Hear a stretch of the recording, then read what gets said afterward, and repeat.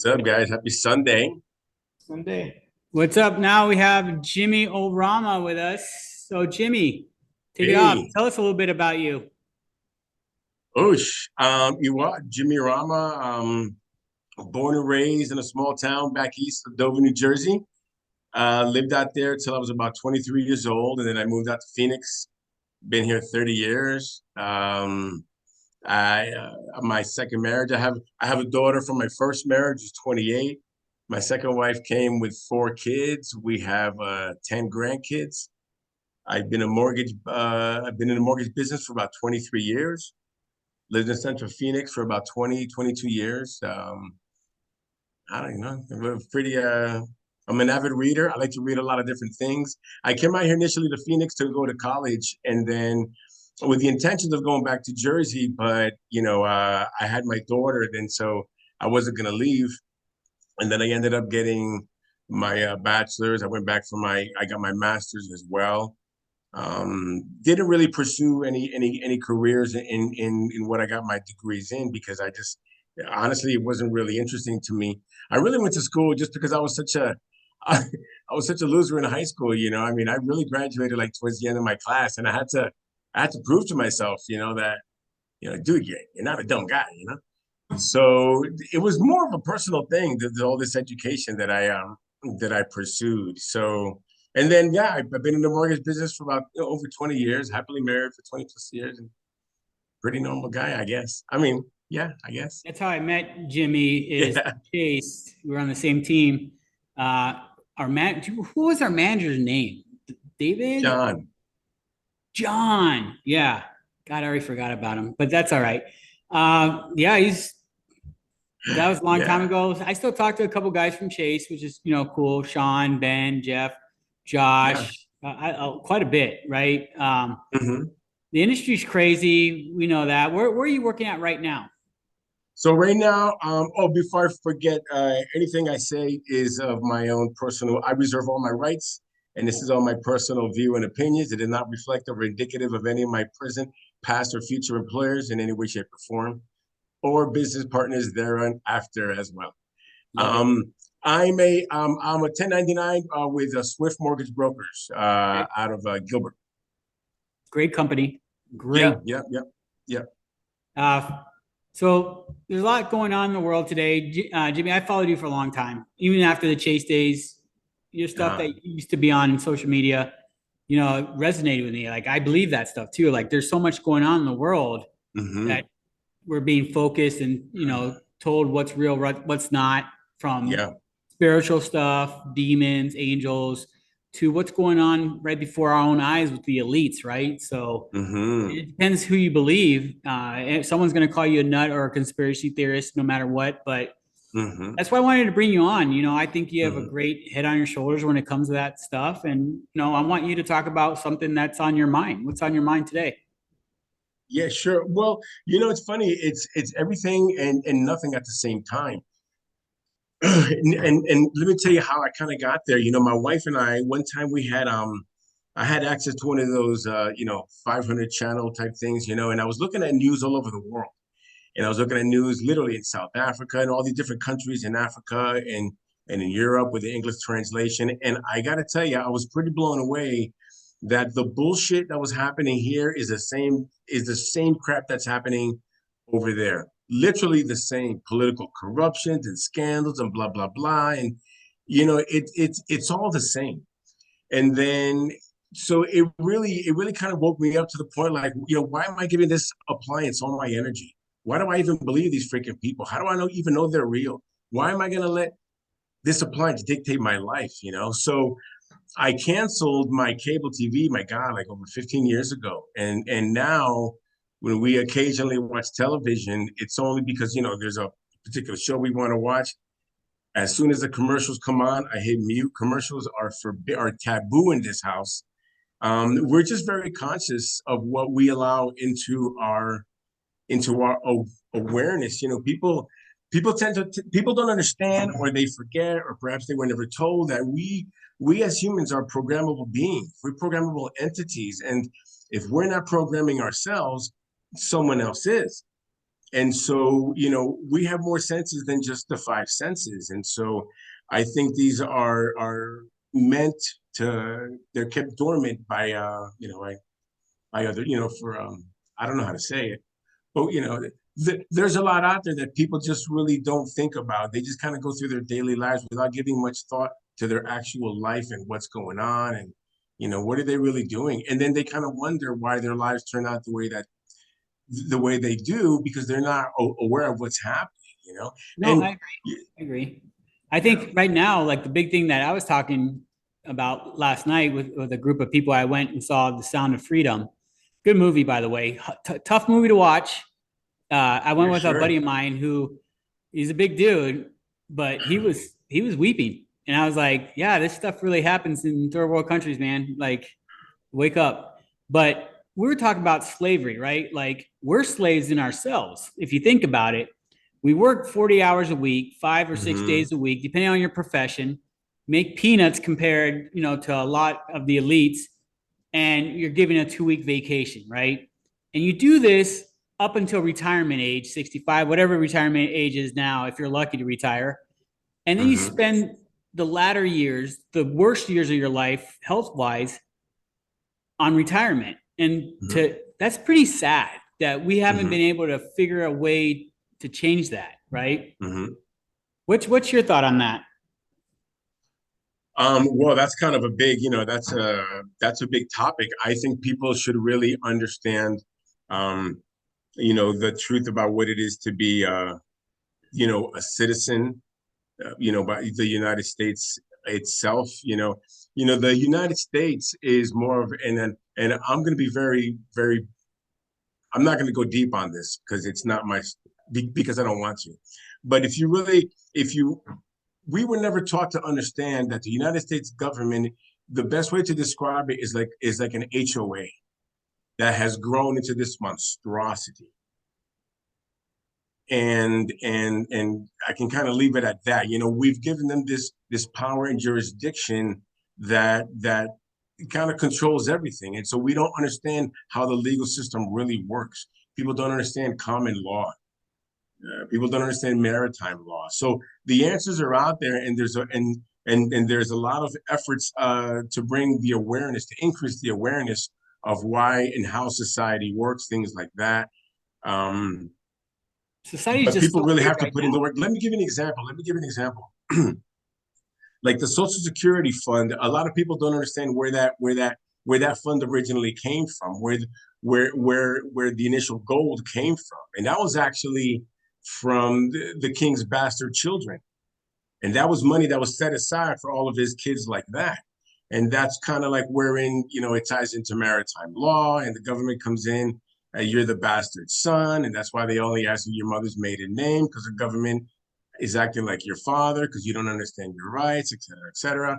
I'm telling you, it's a deep rabbit hole, but people really need to understand how the system is set up. One thing I would recommend to get started is go out there and buy a book. It's called Meet Your Straw Man, and that's really the first step to understanding how the system works.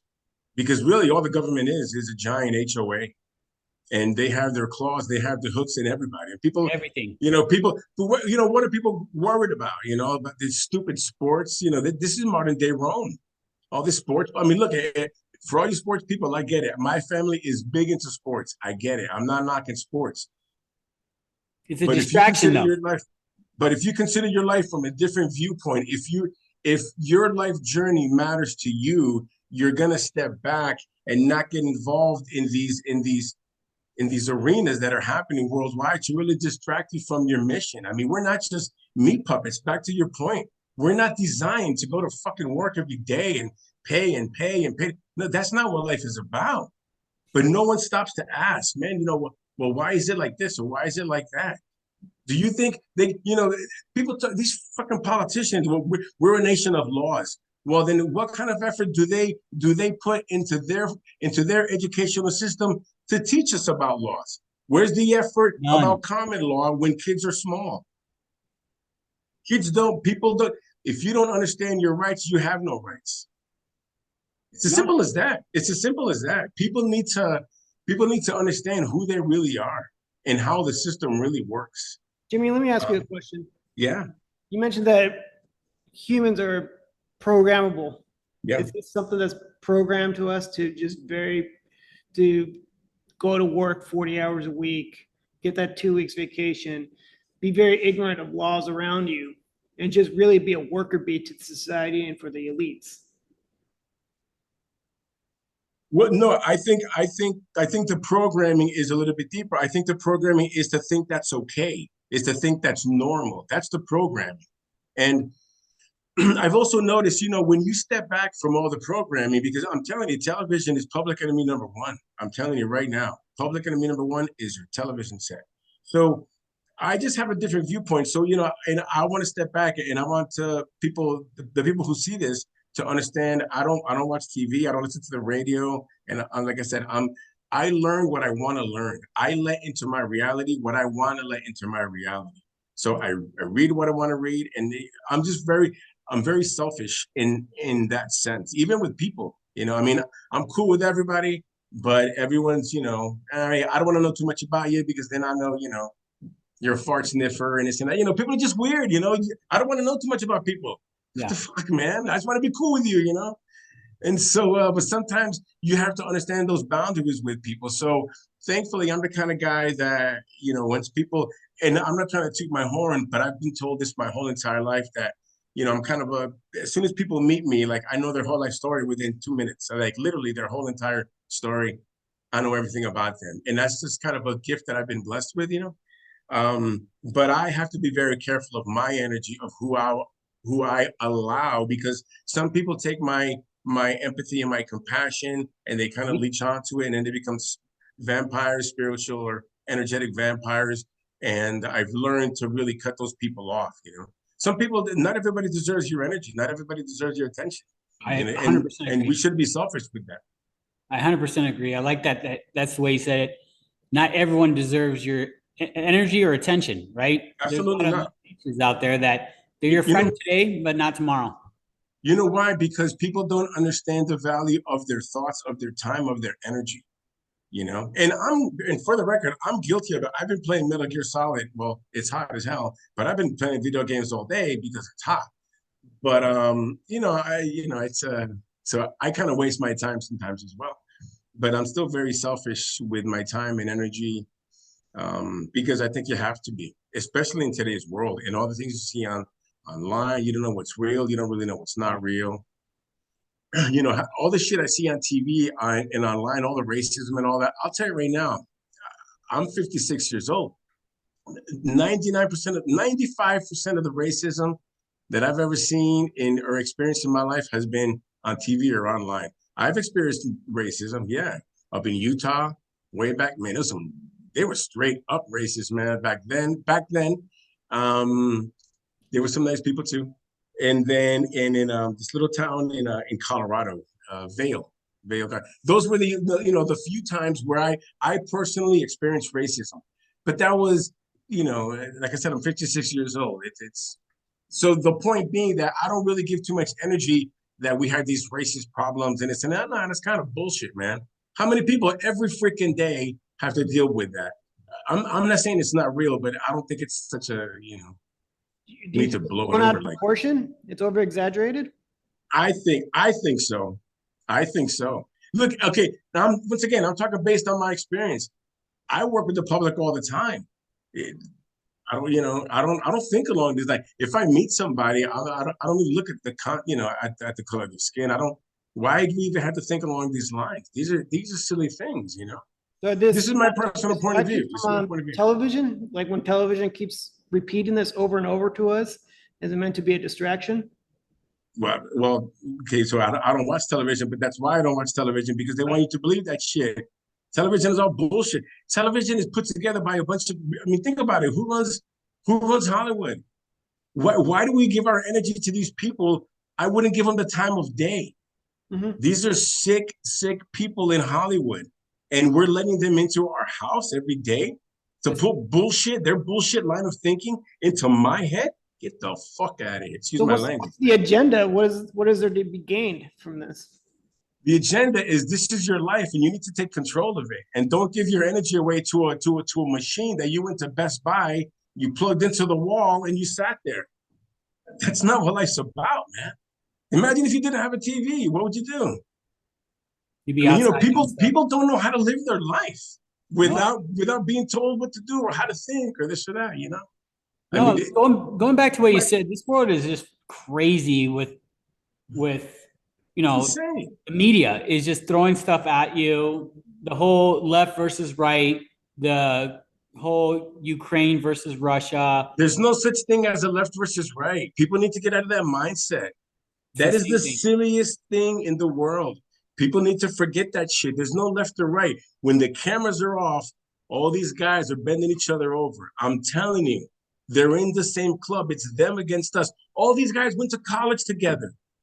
All these guys know each other. Are you kidding me right now? Do you really think they're going to be on your side? Look, man, these guys signed deals. These guys are compromised. I don't believe none of these guys. As a matter of fact, I unregistered to vote. I don't believe in the system at all. I think it's full of shit. Why am I going to give my energy to that bullshit system? No, I don't believe it. I'm sorry, man. Look, say what you will, but I think there's enough evidence worldwide that proves that voting is a fucking joke. It's They a just want joke. you to have the illusion that your the voice illusion of a matters. choice. Do you really think they give a shit about us? No, We know they come don't. on. Come on, man. Do you think, going back to this, I'm kind of on a roll here, but like it's the whole entire machine, like I don't like how in these sports games, in these sports, they always tie it with the military, and they kind of tie war and making that like a patriotic thing. Well, how come they don't promote? I mean, I'm not trying to sound, naive here, but we could do better than that.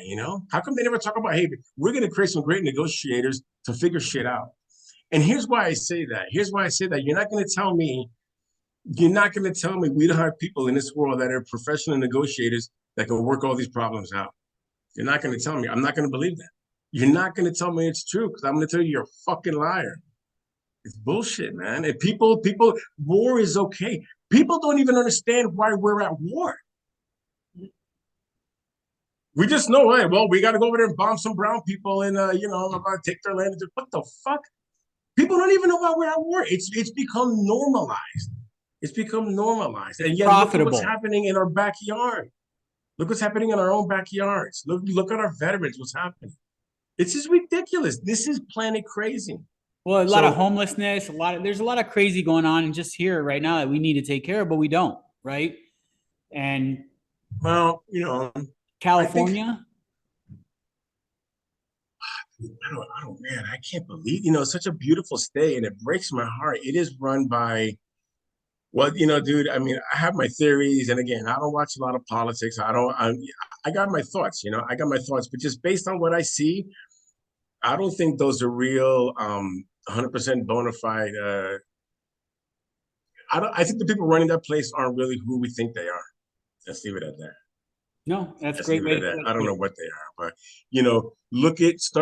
look what's happening. This is almost like a soft disclosure. Look at this new movie coming out on Disney, Secret Invasion. It kind of ties back to that series way back in the day. I highly recommend everybody watch V, the series. Yeah. Um, I think there's a lot of truth to these things, and people really need to wake up to what's right in front of us. I mean, I personally, my wife and I know a lot of people who've seen evidence of things that suggest that once again everything we've ever been taught is a lie, and it's a lie again because it's incomplete and it's meant to mislead us. Jimmy, you're getting me excited right now talking about Secret Invasion and V. I'm in. Yeah, I'm in. I'm telling you right now, yeah. I'm in. I want to hear more. Danny, what do you have? I mean, you just mentioned like some of the things we're being taught as a lie. Can you give me any specifics, any examples?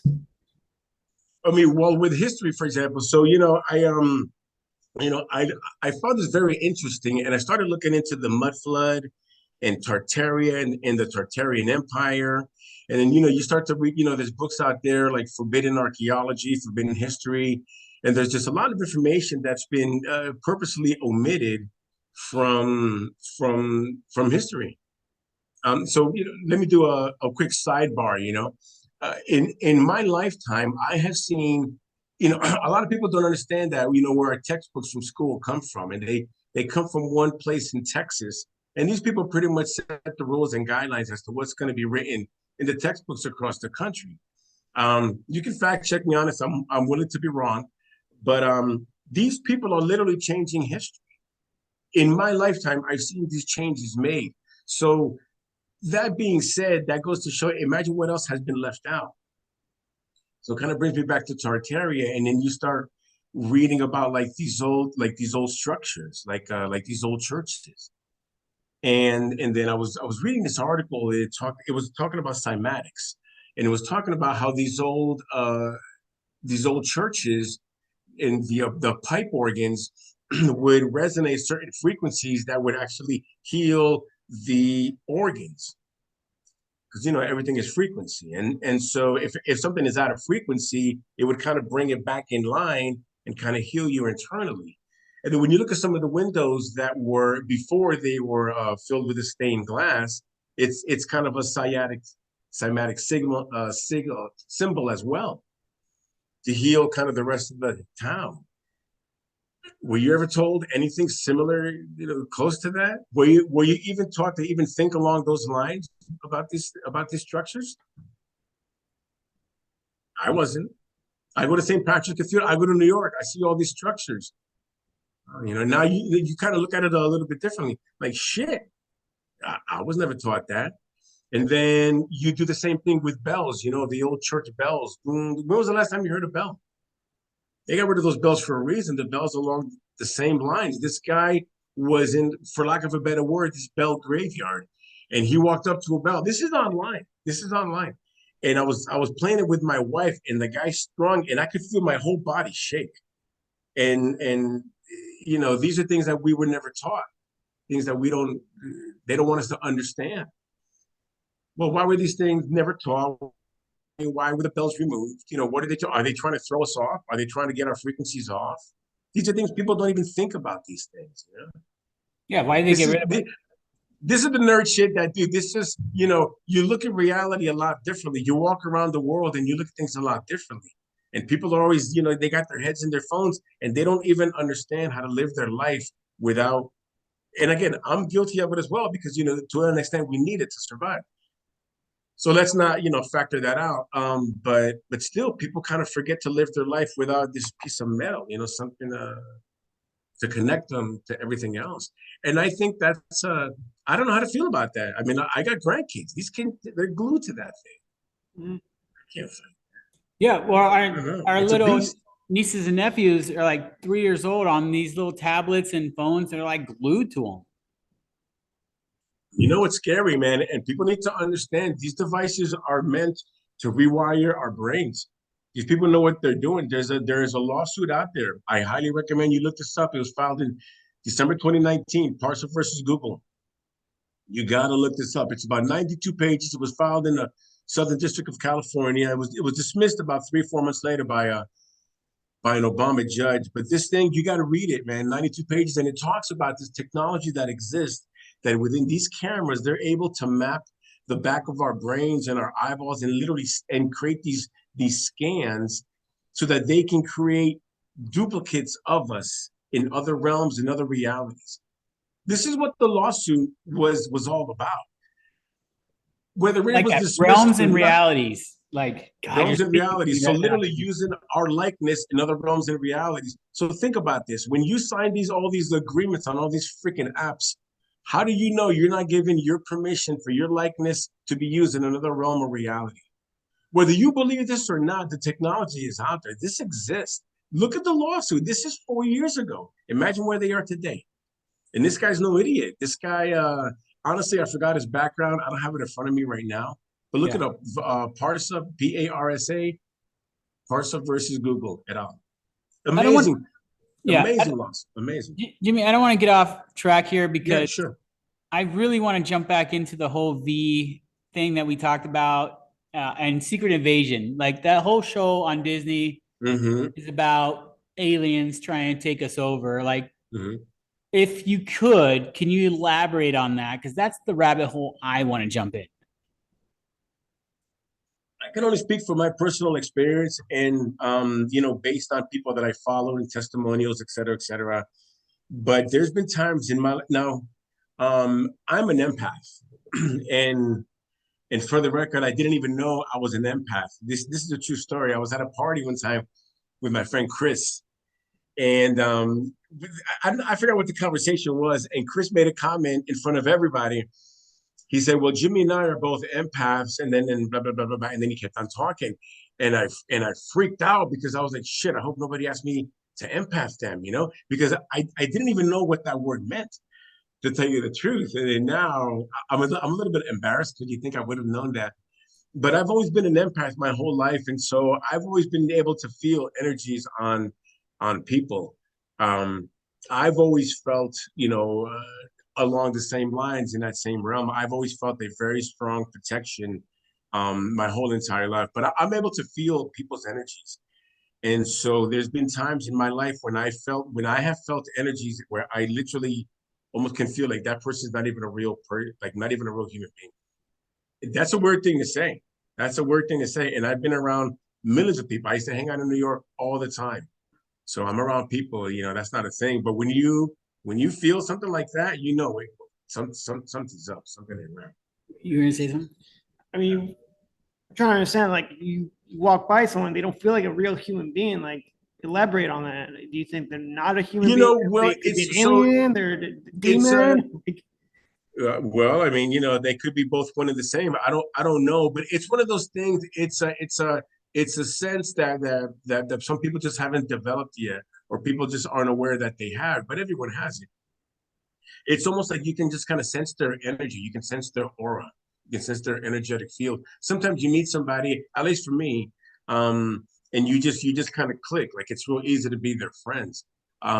Again, this is kind of like been my experience, throughout life. So it's easy for me to say this. It may not be easy for other people to say this, but I've always been one to kind of click with people right away. I can feel their energy. And for the most part, most people are really good. Some people are, you can sense their hesitation, and maybe the hesitation comes from a prior fear, from something, historical. So I sense things like this in people, but sometimes if you come across a brick wall, you're going to remember that brick wall. I mean, is it just another way of calling it intuition? If you want to call it that, I mean, I don't know. Women got that intuition. I wouldn't call it. Well, so when you think intuition, I'm thinking like women's intuition. You know how women just know shit. I Well, don't know how it's to. not just women. I mean, intuition is Well, yeah, well but studied like, that you just have this gut feeling about certain Gut feeling. people. Gut feeling. yeah, if you want to call it that, if you want to call it that, my gut feeling, I don't. It doesn't really. Honestly, I'm kind of naive sometimes because sometimes I give people the benefit of the doubt, and I don't see that there's a difference between a liar and what I'm talking about. So I've been fooled in life because sometimes I trust people too much, and that's okay. So sometimes I'm not good at picking up when someone's lying to me because I would never do that to you. Why would you do that to me? That's my logic, which is again it's naive. That's not what I'm talking about. I'm talking about like you don't even feel like I can't connect to you in any way, shape, or form. There's just like a wall there that's not even really like or organic on a spiritual levels. It's not spiritually organic. Did you I just see, made that up, but that's the best way I can describe it. Jimmy? Did you see the whole thing with that chick on the flight 2 weeks ago that said that guy in the hoodie wasn't a human or wasn't a real person? Yeah. It's crazy that they haven't been able to get her to interview or find out who that dude was or whatever. You think Well, she would interview, right? Or she's yeah, embarrassed. she kind of oh, this is another rabbit hole, man. There's been I've seen some stuff. I don't give it too much credit, and only because you brought it up. Only because you brought it up. But I've seen her tied to other quote unquote crisis actor scenarios. So again, it don't matter to me because I do believe a reptilian. So I don't. I do believe they walk among us. So that's not a hard sell for me. Whether that guy was or not, it don't matter because I honestly do believe that they've been here for a while. And they're just studying us, you think? And they've No, I think infiltrated no, the government, maybe? I think they've been here way longer than us. History proves they've been here way longer than us. There's tunnels underneath Los Angeles. Well, I mean, if you think about it, if this is kind of another rabbit hole, they say that there's truth in movies. If you look at a movie kind of like Cabin in the Woods, at the very end, Sigourney Weaver is like, if we don't feed these things, they come up to feed, and so Oh, we, for certain races, humans are considered a food source. I mean, that's just the reality of things. I don't like to say that, but it's these are, we don't share this world with just me. I mean, we do share this world with other species, man.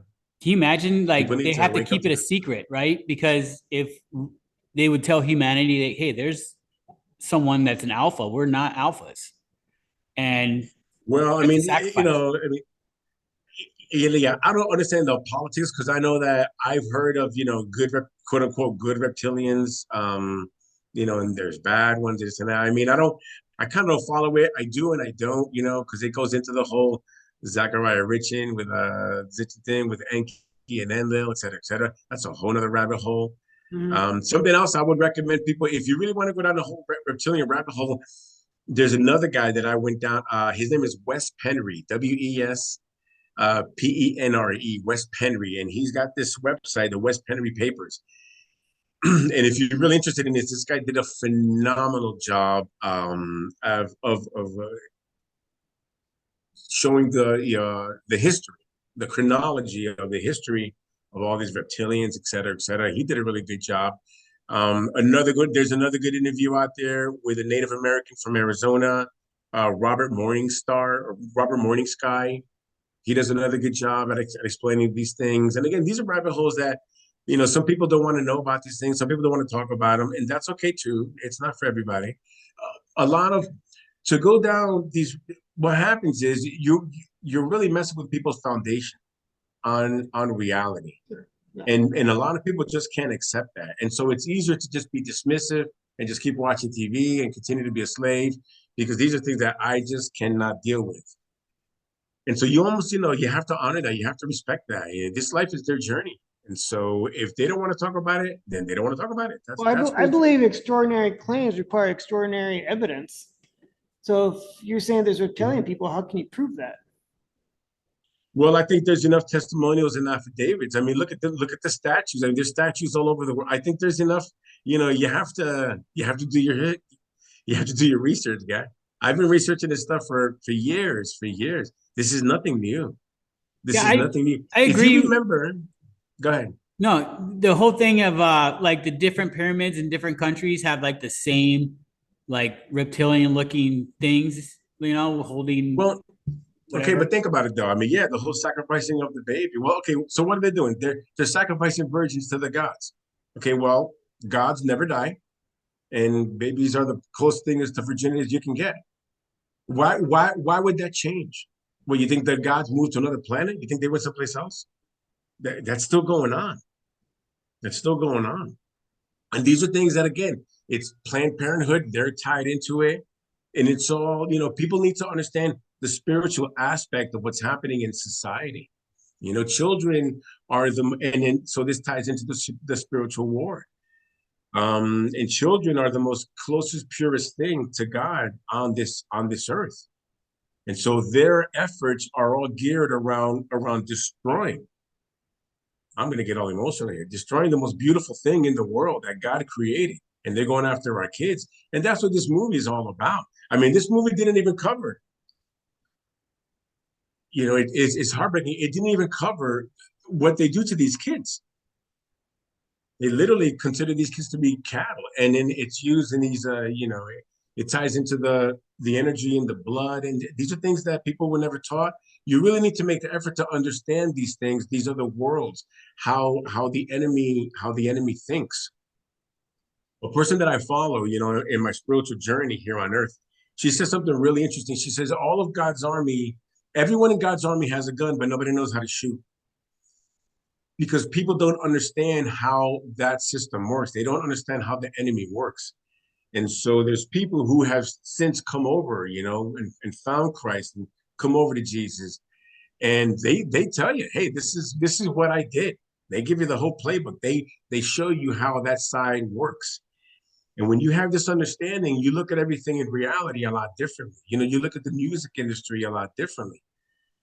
There was a guy that I followed. I forgot his name, Greg Wood or Jim Wood, and I can send you his information. But his family owned one of the recording studios, and this is really interesting. People need to look at things a little bit differently.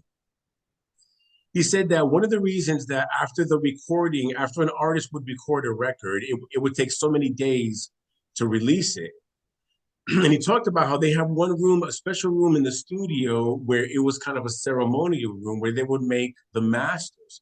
And what they would do is they would do these rituals where they would summon a demon and they would put that entity into the masters before they're burned, and they would distribute them.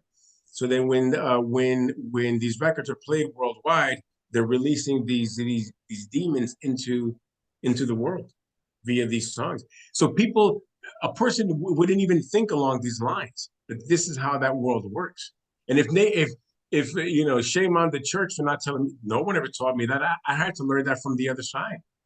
The people need to understand, they need to do their own part and be a little bit more wary of what they do, No, good point. One of the reasons these demons are allowed to operate in the world is because people don't understand. We don't know how to fight back. We don't know how to reclaim the land. I can go on.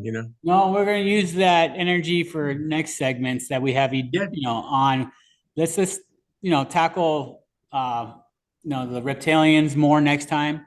And keep this. Cool, man. I want to talk about Antarctica down the road. So let's put that subject out there. Do a little research on that. I have what my thoughts are, and we'll see. We'll compare notes next time. Let's talk about why John Kerry went down there the day Orange Man won. What's the Secretary of State doing down there? Yeah. Interesting. Well, that's all we have for this week. Yeah, sounds good, man. I hope, I hope there's a good takeaway. I mean, man, I can go on and on. There's a lot of things we can talk about, but hopefully we can, maybe structure it a little bit better next time, so I can kind of build upon. I put you on the spot this week. The way I think, yeah. No, I put you on the spot. I want to keep you on though. 30 minutes is just not enough time, right? No, yeah, I enjoy it. Yeah, like I said, whatever you want to talk about, I'd love to talk about the reptilians, man. Yeah, they're on. Oh yeah, oh, you caught my attention with that. I was like, I want to know more. But I want to talk about Antarctica. I want to talk about aliens. I mean, you're the guy to talk to about that. I love your stuff on that, and you're so passionate about it too. That's why I like watching. I used to watch your stuff, and then you kind of disappeared for a while. And then I called you and said, "Hey, I want to have you on because I think our viewers would get some value from it, right? Like it's just something to talk about." It's funny because I remember when I know we got 2 minutes left, but I remember when you talked about it, about me coming on, and I was like, dude, you talk about a lot of stuff. I don't know if the people are ready for me because most people, it's kind of a lot for a lot of people. And so it's kind of their choice. We're throwing you out there. Hopefully this will be a soft introduction, but it's okay though, because this is the journey. Part of this knowledge is also, it's kind of a spiritual journey in the sense that we're going to rediscover who we are and why we're here. And we're not meat puppets, and we're not here to work for these fucking factories who don't give a shit about us, to be run by an HOA called the United States government. We need to understand who we are and step into our power as, emissaries of Christ. We need to we're in a spiritual war. We need to reclaim our land.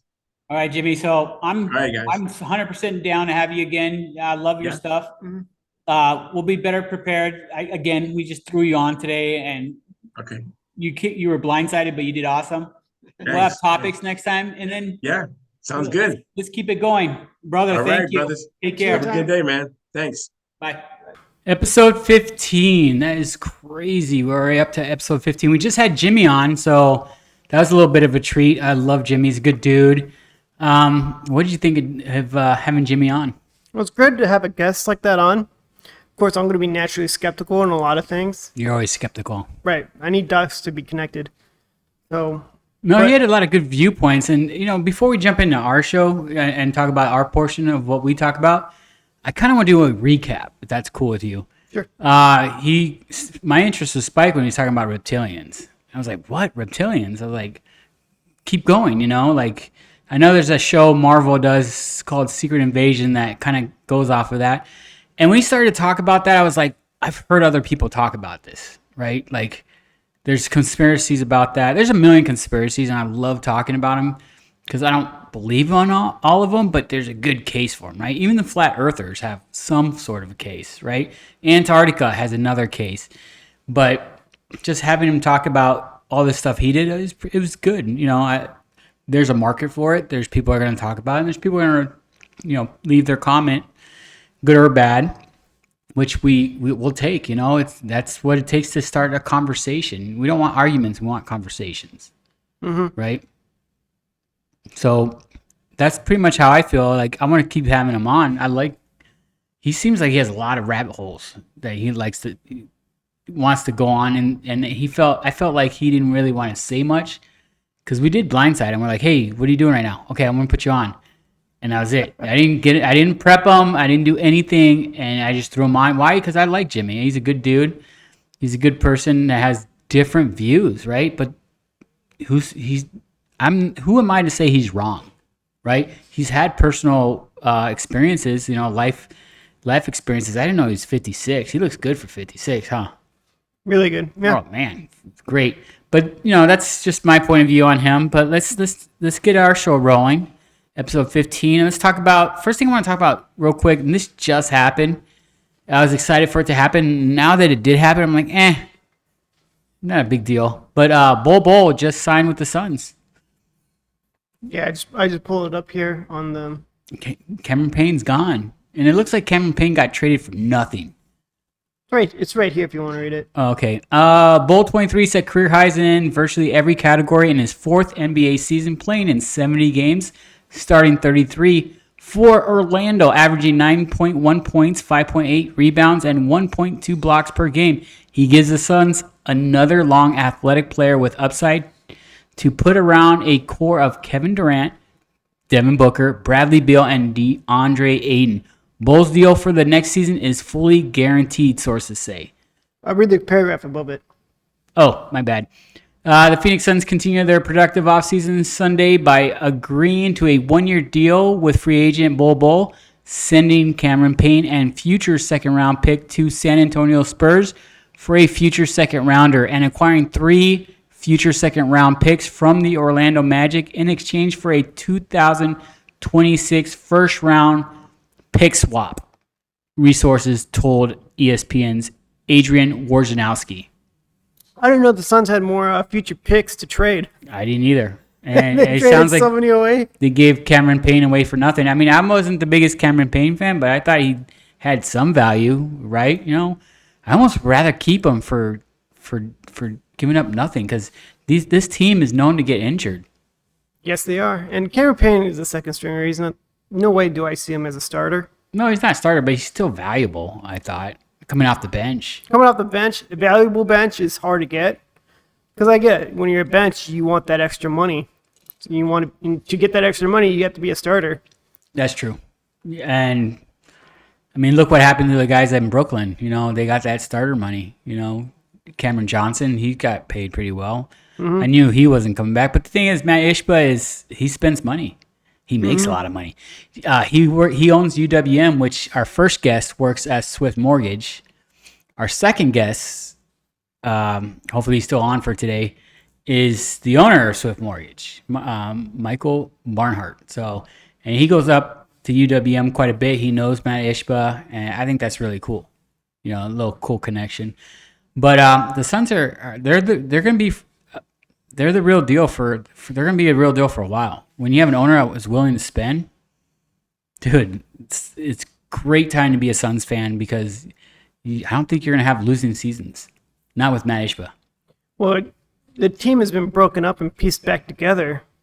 So there's no more of holding the same players intact together to create a dynasty anymore. It's we need to make these trades because we have to win now. Don't these players need time, more than a year, more than a season to play together, to really build that chemistry and move in as one entity to win these playoff games? No. No? Why is that? Because for Matt Ishbia, this is a business. If you're not performing, you're out. He's not going to give you time to to mesh unless you have a big name attached to yourself or a big contract that they can't unload. Then you'll probably end up staying here. But which sucks, if you're a young player, if you don't perform right out of the gate, you could be gone. So, I mean, Denver just won, right? And those teammates, they've been together for a little while, haven't they? Yes and no. Like some of the players, not all of them. And the thing with Denver is they have a top 3 player in Joker. Joker's, and I'm going to tell you right now, Denver's not going to win next year. And the only reason I say that is when you're the champ, everyone's coming after you, right? You have to defend against everybody. Golden State, I already told you, is going to get stronger. The Lakers will be the Lakers. The Clippers are going to get stronger. There's so many teams in the West. I don't see Denver repeating. I see the Suns challenging them. I mean, even Dallas is going to get better, right? Another year of Kyrie, we'll see what happens. If they don't do well, which I think that was a bad deal. I don't think bringing Kyrie back was their answer for Dallas, but they probably didn't see enough big names out there. And I think Mark Cuban was like, I don't want this Matt Ishba guy up staging me, and I got to go sign Kyrie. I got to sign a big name. It's either Kyrie or James Harden, and definitely Harden wouldn't work in that Denver or that Dallas lineup. So yeah, as you mentioned, just with the winning now instead of building up a team, it's win now mentality. Period. I mean, you have Booker for a long run. You have Durant for a long time. Now you have Beal that's going to be there for a long time. And to be honest, this is like put up, shut up for Beal. Like, okay, were you just a star in Washington because they had no other good players? Or are you, going to be the man here and know your role and like you're a team player? Because it's easy to be on a bad team, an average player on a bad team, and getting all the points because someone's going to have to get the buckets, someone's going to get the shots, someone's going to get the scoring opportunities, right? So if you're an average player on a bad team, you're going to score a ton of points and it's going to fill up the stat sheet and you'll look good. And then when you go to a good team with good players around you and you play that crap, well, you weren't for real. You were just on a bad team. And there's a lot of teams like that in the NBA where players look good, but once they go to a real team, they don't get the opportunities because they don't warrant them. Plain and simple. So circling back to the Bobo deal, you think that's the best center they can get? No. Ooh. Bobo he's not even I don't know, man. I think it's good so we can put Aiden at the 4, but having Bobo, it's going to help. He's a tall dude. We talked about this before. You need someone tall. Him and Aiden double teaming and taking Joker out of the equation. Because he's the only guy, you got to get him out of the equation. The only way you're going to do that is have 2 sets of arms trying to out-rebound him. Mm-hmm. Because he was showing up Aiden all day, every day. Yeah, yes, I remember we talked about this. And it's like, dude, so if you double team Joker, then the rest of the team is really doing a 4 versus 3 situation. No, I'm not saying double team. I mean, when the ball's in the air and those Suns are playing defense or even offense, you have 2 tall guys going for the ball. Oh, okay. Right? For rebound situations. Only for rebound situations. The only reason you would double team them, if you're in the paint, you're going to have to double team them. Yeah, someone's going to be open, but you almost rather have them take the shot and with the chance of them missing than the Joker turning someone around and just dunking on you or just... Joker doesn't miss. He doesn't miss that from like in the paint. He's not going to miss. So if he turns around and takes a little lob shot, those go in. Yeah, because normally you see the play. It's like if he can't take the shot, he's going to pass it to someone. Normally, someone who's going for the 3. And 3 is, there's a greater chance that you'll miss 3 versus a jump 2 shot. Point. Oh, 100%. And I don't know, man. I just don't. I 100% just don't see. Denver has their 15 minutes of fame right now. Preseason's going to start soon for them. Season's going to start, and they're the defending champs. You got to give them their props, but that's in the rearview mirror now. I think there's just too much coming out of the West that's going to be bigger storylines. I think the Suns are going to do really well if they're healthy. If they're healthy, yeah. I mean, gosh, I'm really rooting for the Suns, and I hope this is the good moves that they're making.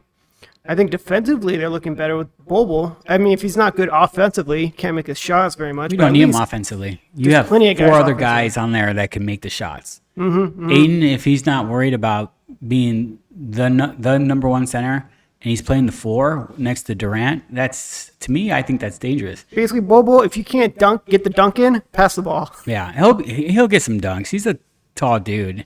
I think he's gonna like it here. Plus, Eric Gordon's here too. They have a good team.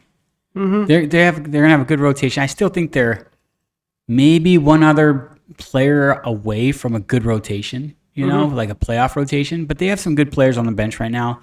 Give them a season, see what they do. And plus, you know, that at the trade deadline they'll go after someone if they have to. But they have money. There's no more. I think it's Grant Sarver that we had before that wouldn't spend money, wouldn't trade, wouldn't do it, like anything except profit off the team, right? So I think the Suns, Phoenix, great hands with Matt Ishbia. I'm excited again. I'm excited for basketball again. Like those games are fun. The energy of those games they're awesome. They're expensive, but they're awesome. It's the off season, so you're seeing all these moves. These are huge moves. There's still a lot of players out there too, I think, but those guys are going to sign for the cheap later. But a lot of guys that we thought were going to come here, like take a veterans minimum, whatever, they got paid somewhere else, you know, which is fine. I still think it's great to be a Suns fan. Who's your if you're getting a jersey, or you're saying, oh, for Christmas I want this, someone wants to give you a jersey, what number are you getting? 1 again. Me too. Booker all the way. It's Booker. I mean, he's guaranteed to stay here. Yeah, I love Booker. He's a stud. Yeah, Durant would be a close second for me, but besides that, or even Barkley for like old school. But if it's current roster, it's Booker 99%. Yeah, absolutely. You know. So what else we got today? Let's see. Could talk about that. This is still sports related. Yeah, so let's stay on sports then. There's 2 other things that we're going to talk about on sports. So this one here is about our boy DeAndre Hopkins. Your boy D-Hop, not mine. He just went from like an all-star, super first string wide receiver to garbage, right? He's signing with the Tennessee Titans. Oh, that just happened. That happened today, right? Yeah. All right, I'll read it real quick for people that aren't there. DeAndre Hopkins has a new NFL home. The longtime star NFL wide receiver has been linked to multiple teams in free agency. No, he hasn't. Though, according to multiple reports, he's signing in the AFC South. The former Houston, Texas wide receiver signed with the Tennessee Titans. Free agent DeAndre Hopkins is expected to sign with the Titans. Per sources, deal is expected to become official over the next few days. Interesting. What'd you get out of that? That's not official yet, right? Anything can happen, right? Anything, still, someone can jump in. He could have signed this 2 months ago with the Titans. Well, okay. Now this story 3 hours ago says it's official. He's signed. He's official. Okay. Well, there you go. There it is. Wow. So he signed for the money. 2-year, $26 million deal. That's not bad. With the incentives that could be up to $32 million. He gets a base of 12 with a chance to go up to 15. So basically, they're put on this clause, if you get maybe 1,000 yards, 10 touchdowns, they'll go up, blah, blah, blah. Interesting. There's other teams that are linked, Kansas City and Buffalo, but they weren't going to pay him that much. I think it was, I believe both teams, and this is put them together, anywhere from $5 to $8 million for him to go to Buffalo or Kansas City. There it was. Are you coming here for the ring, or are you gonna go somewhere else, sign for money? And going to Tennessee just showed they ain't gonna win a ring, right? No. So he signed for money. 100% just signed for money. Nothing wrong with that.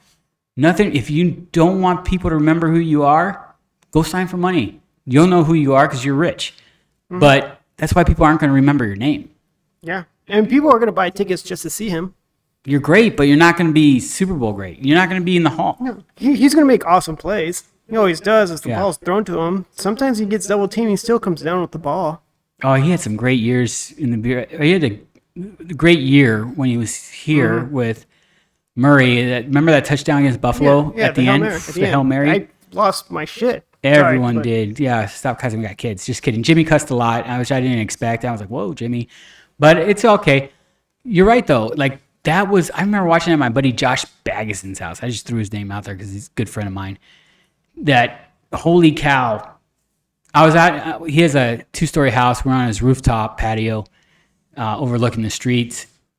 And that was we were watching on my cell phone because I forgot what else was on TV on the patio that the girls were watching. And it was like, me, him, and his brother were in the corner like, oh my God, look at this, look at that. And then boom, the touchdown. I'm like, no way, no way. And that was awesome. And I thought they're going to build on that. I thought Arizona was going to be a powerhouse. Mm-hmm. They suck.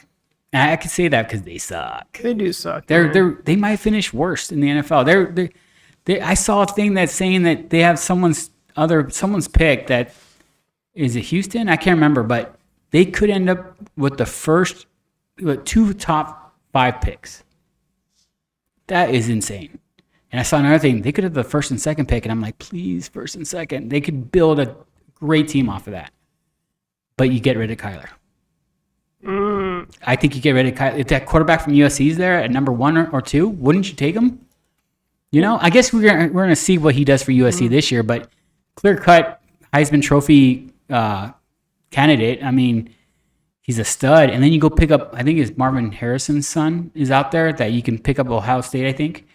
At number 2, dude, you have a receiver quarterback for the next 5 years on rookie contracts, and then you can just build from there. But I don't know. What do you think about D-Hop? I don't think he's going to do great in Tennessee. That's just me. I think he's cancerous because of the last couple of seasons here in Arizona. He had the whole, I don't feel like practicing today, and the Cardinals team was like, oh, don't worry, take the day off, or, relax your legs. No, dude, that's bullcrap, but what do you think about D-Hop? I think he's just turned into a prima donna, and it is what it is. Well, if the whole locker room is not feeling it and falling apart, everyone's just going to no longer be in sync and do their own thing. And I think that's just what happened in the locker room. It's just no one's on the same page anymore. I think they were losing, and then they were like, everyone did their own thing in the locker room, and Buda Baker's like, what are you guys doing? Like, I hate losing. Like, we need to be in sync, and we weren't. That's why he asked for a trade, because he's like, These guys don't want to play as a team. They're all making their money or whatever, and a lot of the other half don't care. And their hearts aren't in it. You're already down. Say their record's 2-3. Like, oh, we already lost. No, you haven't. You got plenty of time to get better. Just get in the playoffs. That's all you have to do.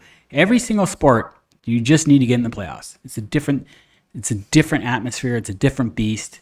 It is what it is. But I don't know. D-Hop. I wish him the best, honestly. I wish him the best. He's probably getting his money. Good for him. Because, I still think he's a talent. He's a great talent. He's a great talent when he wants to be. I really thought he would be like with the Patriots.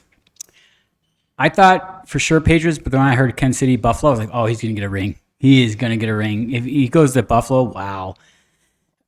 I thought Kansas City needed him. I really did. I think Kansas City would have got him. I think Mahomes just with him and Kelsey, game over. But you think Tennessee Titans offered him the most money? Oh, 100%. Know that for a fact. Maybe. Yeah, 100%. There's no debate. Yeah. Kansas City and Denver, they couldn't. They're like, here's $8 million. Do you want a ring? And obviously him signing was no. I don't need a ring. And that's fine. If you need to feed your family, that's fine. You never know. Maybe Tennessee shows up and they do well. Who's the quarterback at Tennessee? I don't even know who their quarterback is. I'll look. Look that up while we're talking about D-Hop. D-Hop, I don't know. I think he's I don't know what they look like because I remember Tennessee had A.J. Brown, but now he's with the Eagles. He was a stud. Will Levis. Did it say Will Levis? I think so. Yeah, Will Levis. Okay. I like that. Is he the starting quarterback? Remember, he's the guy that ate mayonnaise with something, right? Coffee in his... So he just got drafted, right? He just got drafted. Yet. So it was Ryan Tannehill. Yeah, that's Ryan Tannehill. He was... I think Tannehill's still there. And then you have Malik Willis, who's going to get let go or something. Will Levis, I like that. You know what? Maybe, but... Mayonnaise guy. He's the mayonnaise in your coffee guy. Remember, we were like, what the hell? But, okay, I like that. I wish, like you said, wish you the best. No ill will towards you. It didn't work out here. It just didn't. I get it. Maybe you don't like Kyler. Believe in Kyler, which that's alarming. Those are red flags. Because if these players see it, how come the management's not seeing it? Or is management just stuck with Kyler? I think they're stuck with Kyler. I don't think no one wants him. They can't trade him. He's hurt for the first like 6 games. Mm-hmm. Unless he comes back in those 10 games, he looks legit. I mean, that's what I was saying. It's like he got his money. I want to play Call of Duty after that. Yeah. I'll play mediocrely. No, you have that much money. You're not playing Call of I'm Duty anymore. quite quitting. Yeah. That's a crazy term that came out of COVID or whatever. I remember he's totally quiet quitting. It's like, I got my money. What are you going to do? You can't take it away from me. It's guaranteed now. Yeah, it's almost like quiet firing. Like corporations will put you in, oh, let's get rid of this guy. Let's make his life hell. Let's Make his life hell because he quits. Because if we fire him, then we have to pay his unemployment and all this other crap. maybe subject to a lawsuit, blah, blah, blah. Mm-hmm. But that's all right. Let's stay on sports here. We got another segment here. I got to be careful because I had someone from last week get a little angry about our segment, which is fine. It wasn't for you. Just fast forward it, whatever. But let's talk about, we just had the Men's World Cup, which was super exciting. Now we have the Women's World Cup. And my question to you, Danny, is are you going to be watching the Women's World Cup? If it's available, sure. I'll root for Team USA. I'll just be rooting for Team USA, regardless if it's male or female. They're the odds-on favorite to win. They're good. They're good. Right now we have Carly Lloyd up there. She's not playing anymore. Gorgeous human being. And I'm going to say that because she is. And someone's going to get mad. I said Jack Divider or whatever, but she is. But she's also a very talented player. I watched her a couple World Cups, a couple games. I think she's super uber talented. And I have a daughter who plays football, soccer here in America. And like I want her to look up to her and Alex Morgan's and stuff like that. But I think that's the dudes. That's the men's. Or is it? Yeah.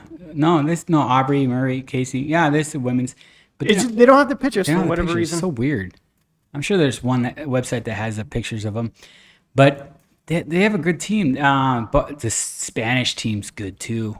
It's gonna be a good World Cup. I love the talent. There's England has a good team.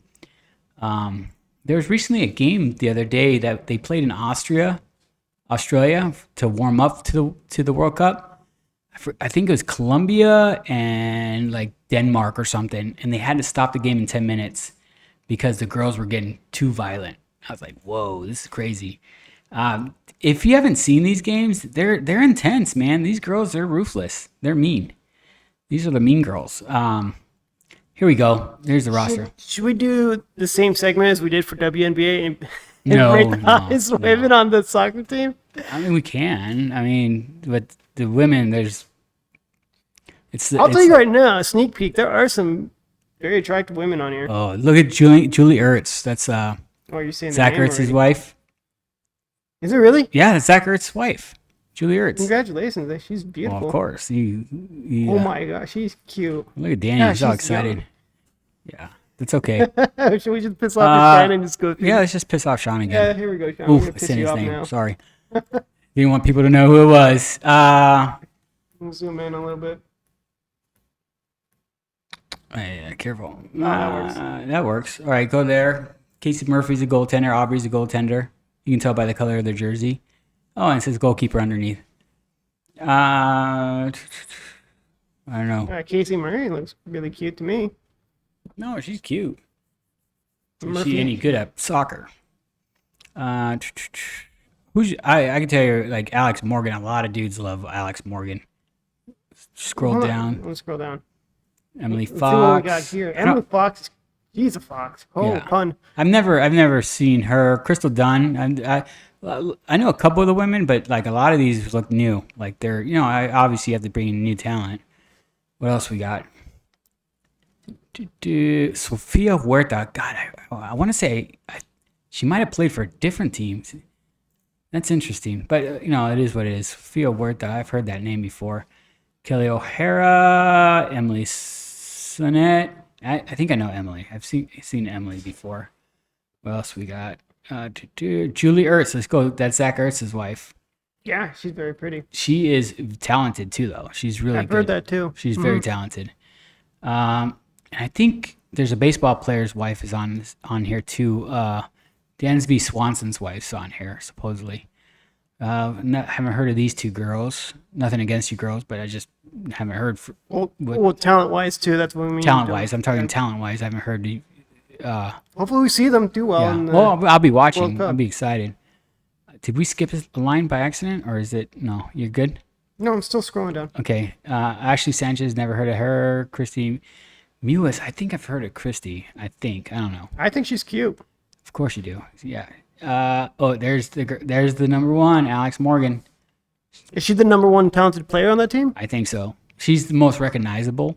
Mm-hmm. She plays for San Diego as her club. She everyone I know knows her. Like everyone talks about U.S. soccer, instantly go Alex Morgan. Mm-hmm. She's the most not just recognizable. I mean, look at her smile. Like that sells. Like she does commercials and stuff. Like she's marketable. Oh yeah, Right? very pretty. She's very athletic. I've seen her play. She's super talented. She's uber. She's good. She's really good. And who else we got?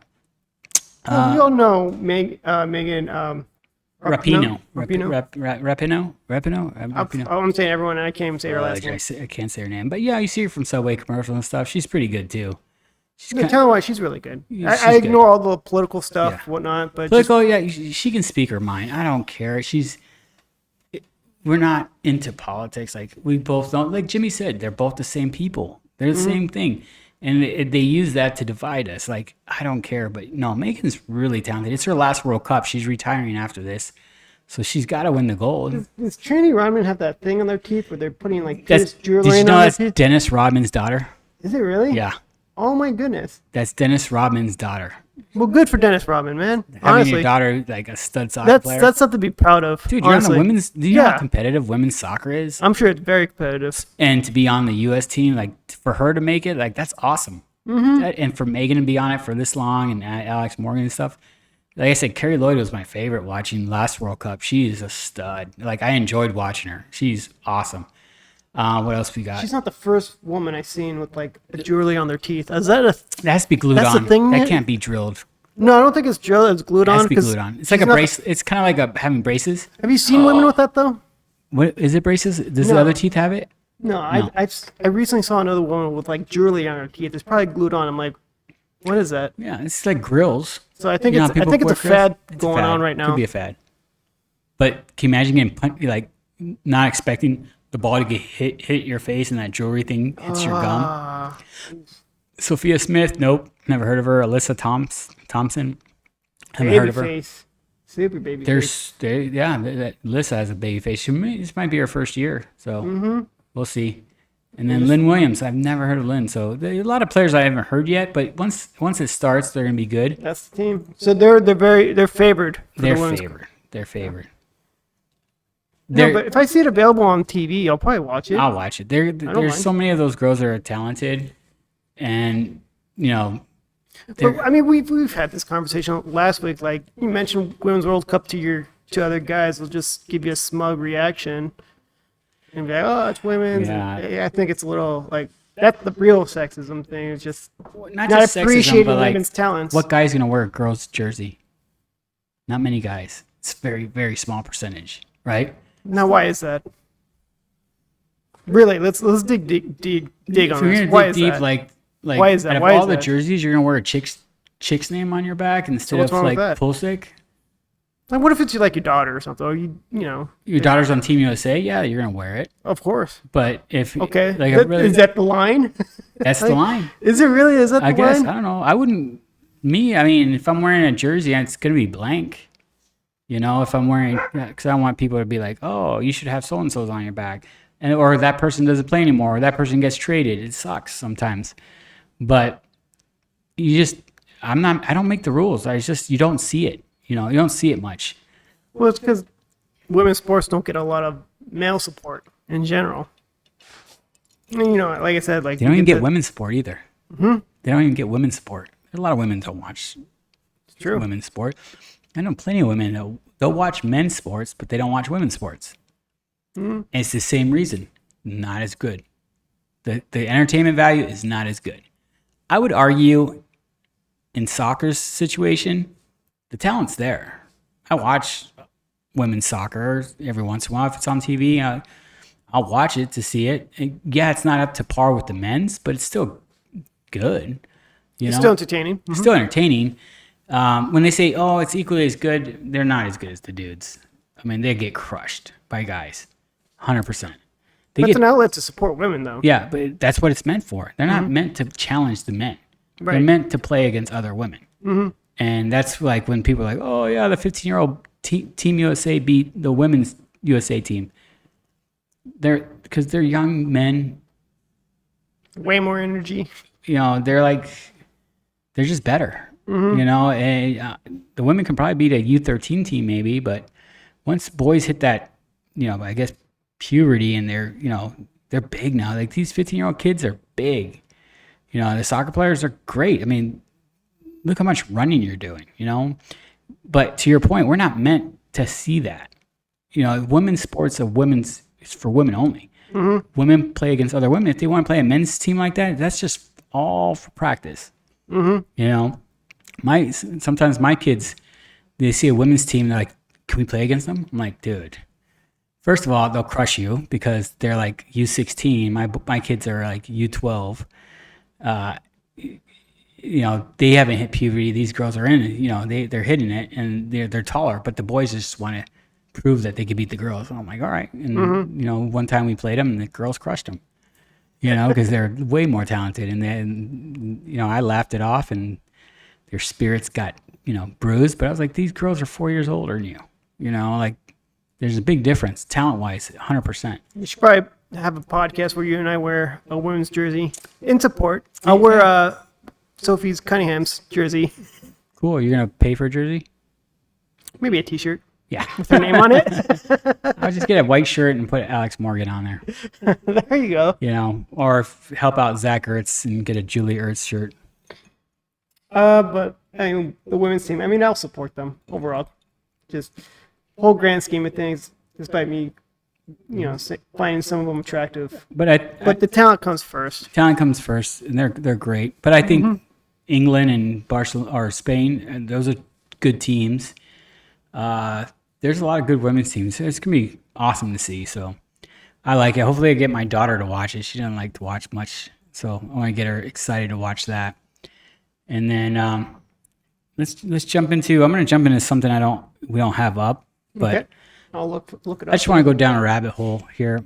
Obviously, we went to a comedy show, but I want to talk about comedians in today's environment, right? Like right now, who's your top comedian, you think? Who are the top comedians that you think that come to mind? Oh man, it'd be like Joe Rogan, Tim Dillon. My number one right now, Dave Chappelle still.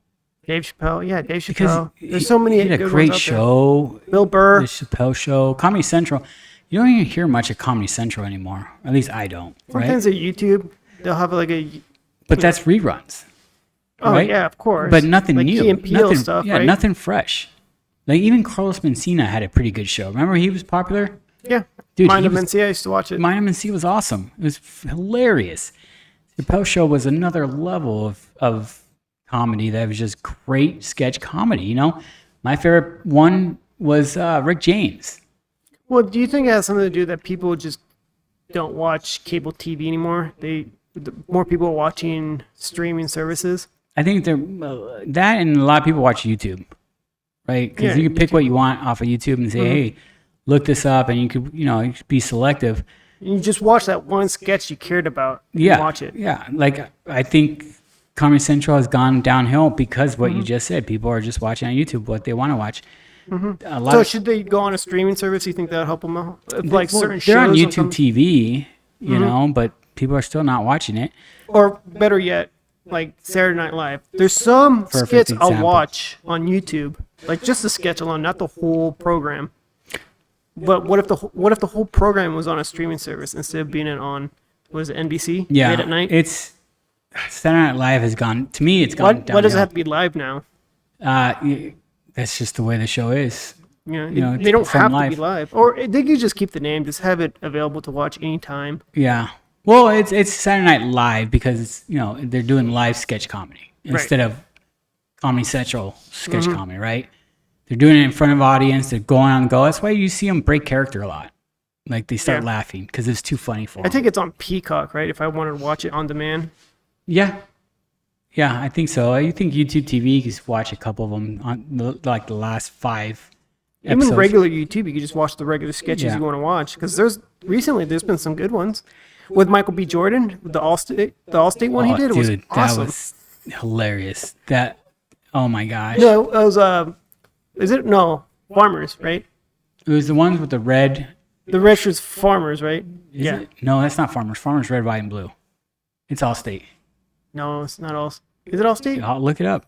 I don't know my insurance companies. I'm pretty sure it's Allstate. Farmers is Farmers is the red, right? red, white, and blue. Yeah, but they have the red T-shirt. State Farm. Farmer. It's State Farm. Yep, it's State Farm.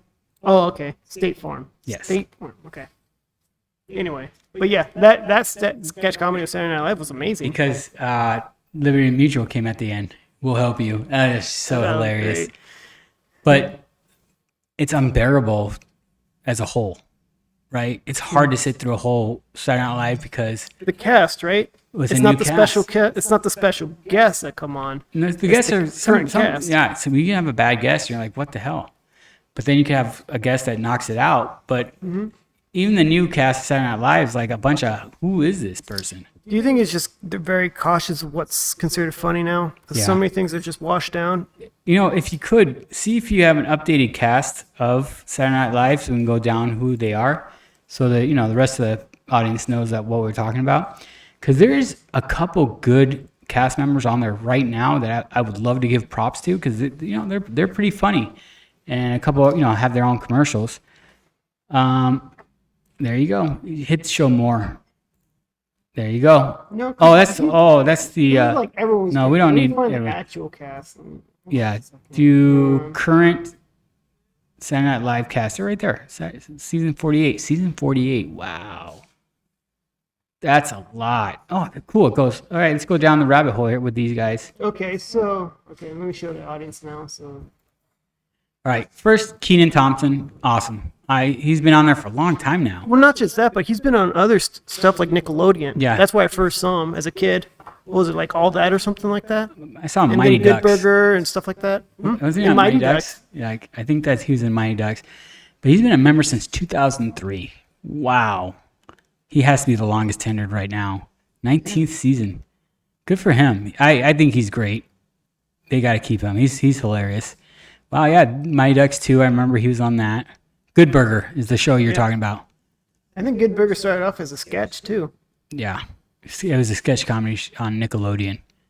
It was easy for him to jump in. Cecily Strong, she's all right. I've seen her. She's some funny sketches. Who else we got? This dude, Colin Jost, he does the weekend update, but me and you can do the weekend update. It's not hard, but he does a good job. So I don't want to belittle him at all. 10 years there, good for you. He pays the bills. Michael Shea is hilarious. You ever watch any of his stand-up comedy? Some. I mean, he is funny. I think he's a good guy. hilarious. He needs to do more than just the weekend update. He's hilarious. I like this guy, Mikey Day. 7 seasons. His stuff. He's the guy in the State Farm. Remember, he's the dad in the State Farm. Oh, really? Yeah, he's the dad that wants to kill himself. Oh, right. Okay. He's great. He's a great. I don't know why I love Heidi Gardner. Like she is hilarious. I think she's funny. The sketches she's in, they're funny to me. I think she's a great character. I don't know how to say her name. I'm But going to assume the N is silent. Wodim? She's awesome. She's beautiful. Holy crap. That too. But she is talented. I think she needs to be in movies. She's really talented. Oh, go up. This shows what HBO shows are on. Love Life. I've never heard of it. She's from Baltimore. Her birthday is March 10th. Wow, they get pretty into it with this information. Interesting. Oh, she's great on the Saturday Night Live. This Chloe Feynman, she's pretty funny. Mm-hmm. She's not bad. Bowen Yang is actually pretty good. You know what? There is some funny people on there. Okay, Bowen Yang. Well, then it's a shame Yeah, that they're not doing as great, right? then there's something wrong there. marketing or sketch. Maybe the writers. It has to be the writers. Could be because we're looking at a lot of these people and they are talented. Punky Johnson. See, look, another person with jewelry in their teeth. Oh yeah, there you Fad. go. It's a Like, what the fad hell? on both sides. James Austin Johnson. I've seen him a little bit. He's all right. I just haven't seen enough of him. Right? Who's this? Sarah Sherman. I remember seeing her coming up. It's her first season, whatever, with 2 other people. Yeah, 2 seasons in. Yeah, I haven't seen her much. Molly Kearney's her first year. I think they want to have her as the funny fat girl, right? Because they always have to have a funny fat girl. Michael Longfellow, I think it's his first year. Yep, it is. He's just started. He knew this guy's first year too. Marcelo Hernandez. I've seen some stuff so far. I like what I see from him. He's actually pretty funny. His first year. Devon Walker. Don't know much. Daryl Hammond. Is he on there? He's a think full-time so. announcer starting in season 40. Oh, he played Trump on Saturday Night Live. Yeah. I think he plays And Bill Clinton. He does Bill Clinton and Bill Trump. Clinton. So let me turn. He took over Baldwin. Remember Baldwin did Trump for a long yeah, time? that's who I was mentioning. That's how he got back in the business, is doing Trump imitations. He's pretty good. Well, he looked like him. So, okay. Saturday Night Live, there is a lot of talent there. There's a talent. How come? So, what is it that you and I don't watch Saturday Night Live? Because we used to watch The it a lot writers. as a kid. The writers. So, is it the writing? Is it because it's getting to PC? Yeah. But you know what? They came that back why- on it. It was really PC. People stopped watching. But now they're making fun of the left as well as the right. Like, They started making fun of Biden now. yeah, they're making fun of Biden again, and Yep. yeah, because it's. But it needs to be like that, like it used to be back in the day, where It needs no to one be is raw safe. again. No one's safe, right? Yeah, no one's safe. Thank you. Good one. No one is safe. And That's how take it it for should what be. it is. It's comedy. That's all it is. Sketch comedy. Haha. We're making fun of everyone. It's laughter's the best medicine. Let us laugh about what's going on instead of you can't say this. I'm like, dude, this isn't freaking Putin's Russia or China. You could say or North. I won't say North Dakota, North Korea. You know, it's not North Korea. or North Dakota. Yeah, I North agree with Korea, that in a bit. I'm just kidding. Like I don't know much. You're about not it, that but, wrong. Yeah, but No, I get it. Like, how come we're not talking more about Saturday Night Live? Yeah. There's some good talent there. I probably have to watch some more sketches again, see if it's not so PC anymore like Yeah. it used to be. Because I think that's why I stopped. It's just so PC. I'm like, you know what? I'm sick of the political correctness. dude, growing up in the '90s, you had the best Saturday Night Live cast: Chris Rock, Sandler, Dana, Will Ferrell. Will Ferrell, what's his face? Chris Farley was hilarious. Mm-hmm. You know, God, Chris Farley, unmatched. I think he's the number one. He's the GOAT. well, him and Adam Sandler were 1A, 1B during that time period. They had the funny stuff. Remember that? Well, like they did that sketch where they went to a pool party and it was all dudes. I think it was a Bud Light commercial. I'll have to watch this again. We'll watch it. It's so funny. Like it was one of the greatest sketch comedies. I loved it. But that's all. That's it for Saturday Night Live. I think going back to comedy is Comedy Central had great shows like Mine and Messia, the Dave Chappelle Show. Another one that's still strong, which is I've started watching again, which is crazy, is South Park. You know, that's a show that no one's safe. Well, you could just watch South Park whenever you want on either HBO Max or Paramount. True. So you could just like watch that show whenever you want. Cartman's on still demand. the all-time great. That character is just hilarious. That little How far have you caught up with South Park?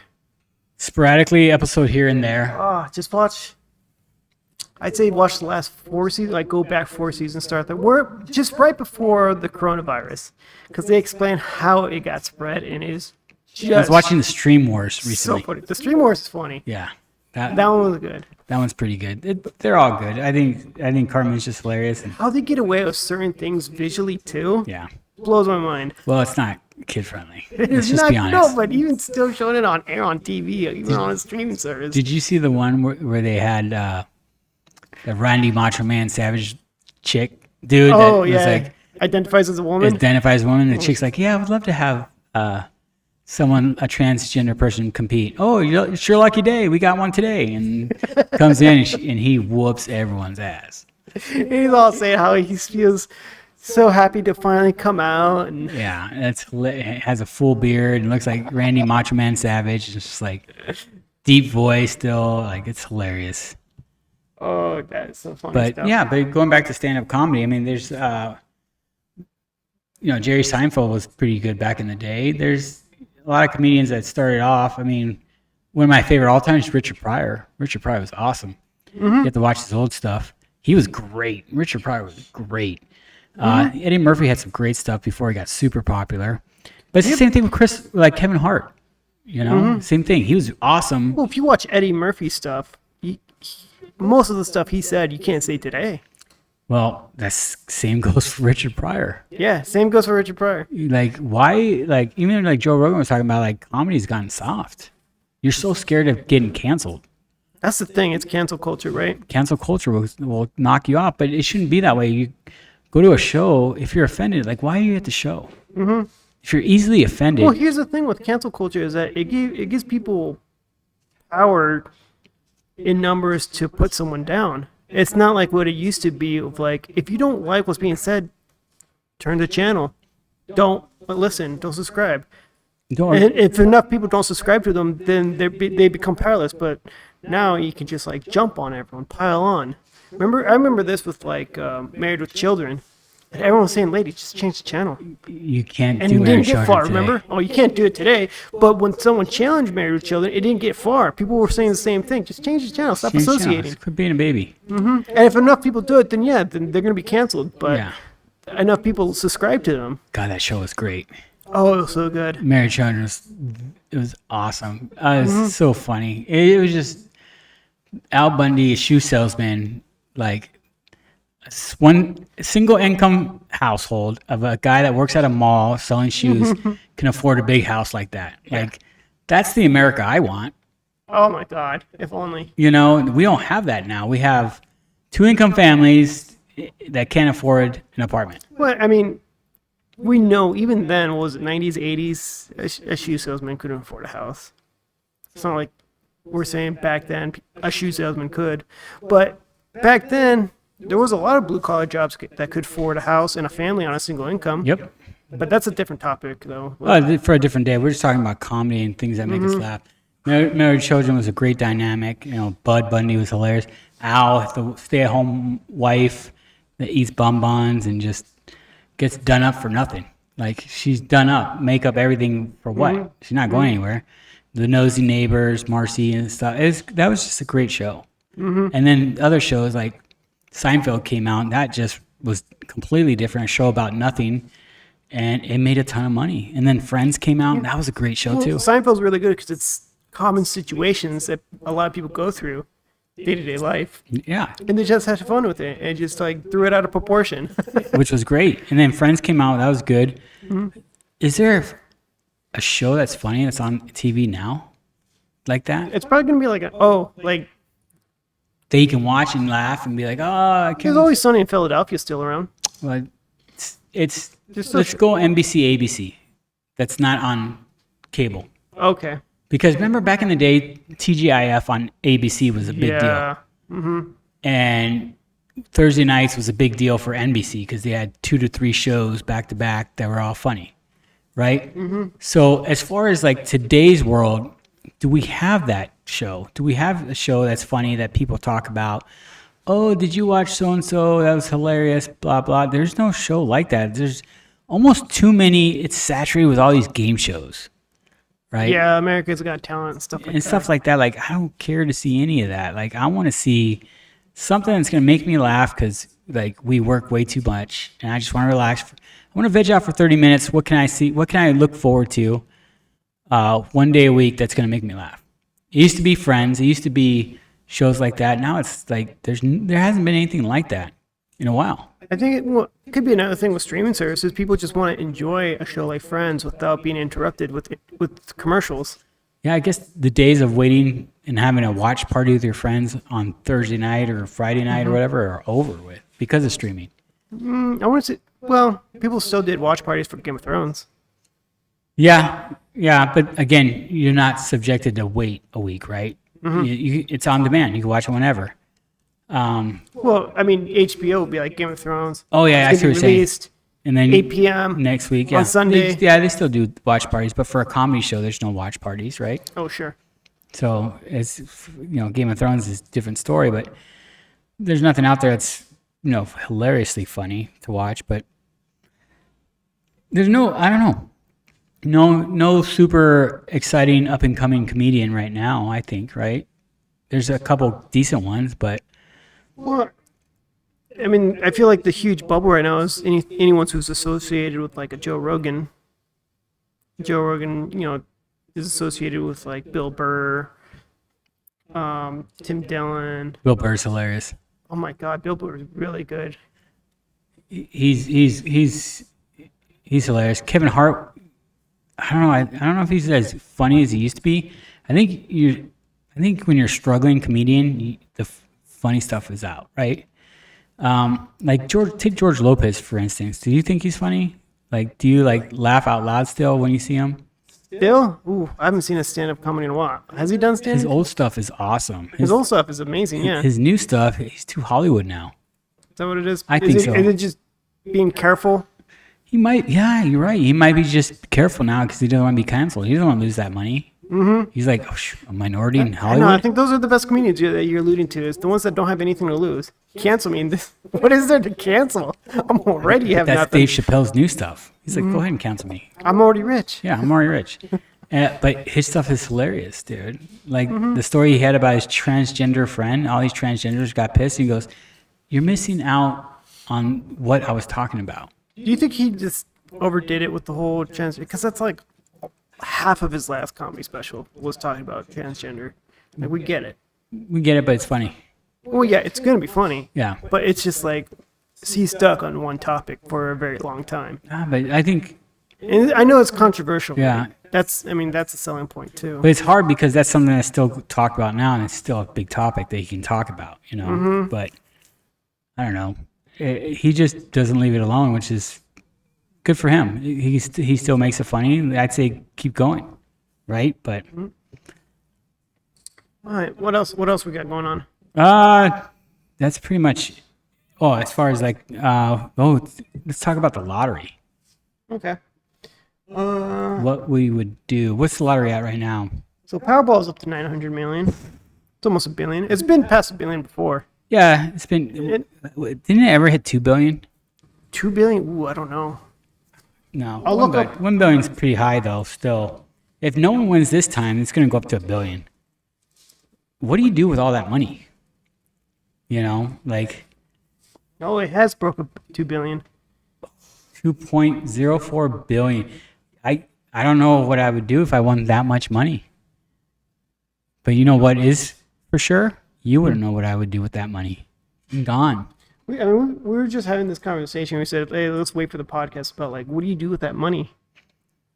I know what I would do, but Okay, but the thing is, like, we all know that power corrupts. So if you were to win that, everyone out of the woodworks is going to start. everybody's Going to be hitting you some up. second uncle I never talked to before is going to be like, hey, Miko, I remember when you were a baby. I bought you that sweater, remember? No, I don't remember. Yeah.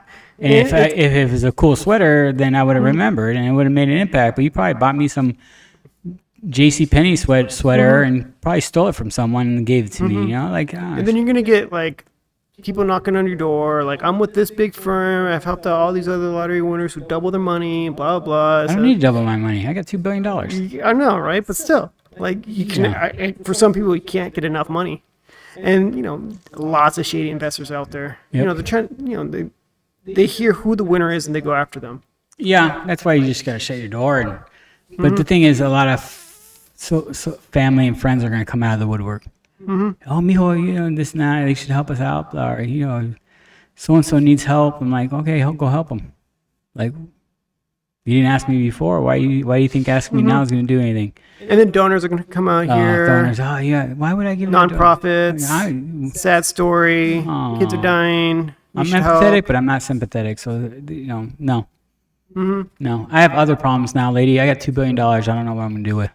Yeah, my problems are now everyone's after me. Yeah. Everyone's after me. No. No.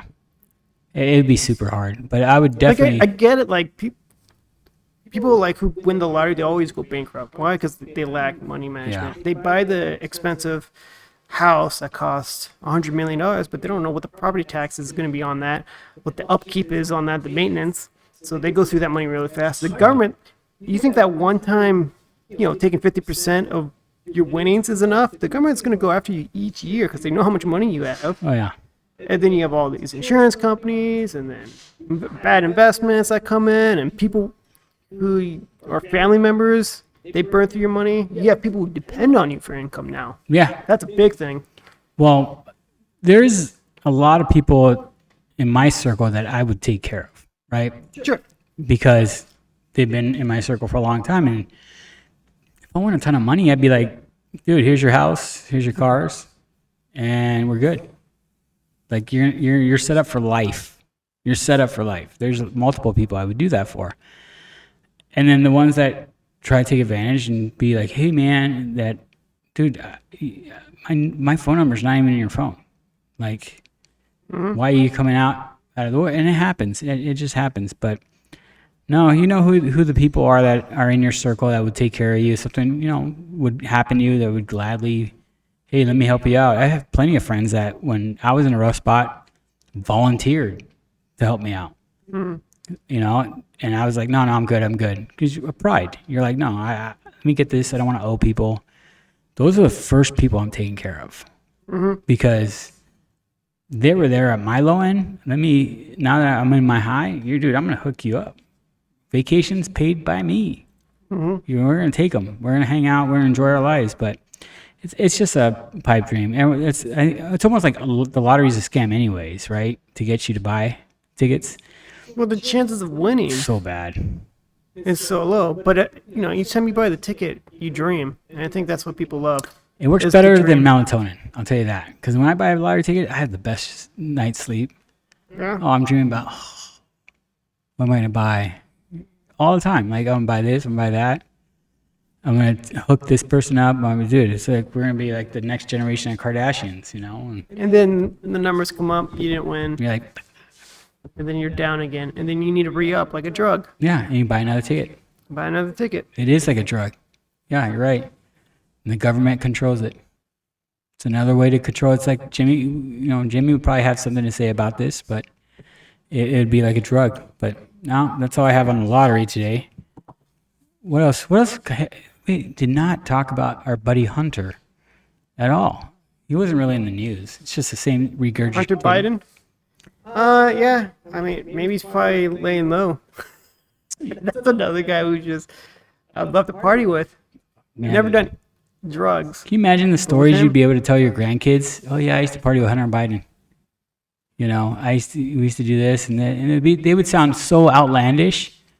And all I had to do is show them the pictures. All I had to do is show up the YouTubes. All I had to do is show them our old episodes. You ask him about Epstein Island, he's like, dude, there's like 8 of them. He's He probably does it all. he does everything. That I'm 100% convinced that Coke in the White House was his. Oh, yeah. Or he was selling it to someone, or he bought it from. There's security cameras everywhere. They know who it was. They found it. Come on. on. You're telling me that? Oh, we found some. The most secured place in the freaking world. And you don't have a corporate, dude. Your system sucks. It's like there's flaws with this. We know you're lying. We know you're lying. You're lying. They know who it was. They We erased get it. You're above the law. It's in our face. The guy who probably found it. They probably took him out. I wouldn't doubt it. All right, Rogers. Anyone else see this footage? No, sir. Just me. Good. Done. I know. No. Oh my gosh. I mean, just imagine getting a digital copy and just putting it all over the internet. Oh, she would ruin. You It's would like destroy. in the White House. Here's Hunter Biden, the guy above the law, doing coke in the White House. Yeah. They're gonna make. Everyone else who's done coke is thrown in a cage for years. They're gonna make a movie about him. I'm sure. It's gonna be a Hallmark special, and it's gonna be written by the left. How he's the good guy.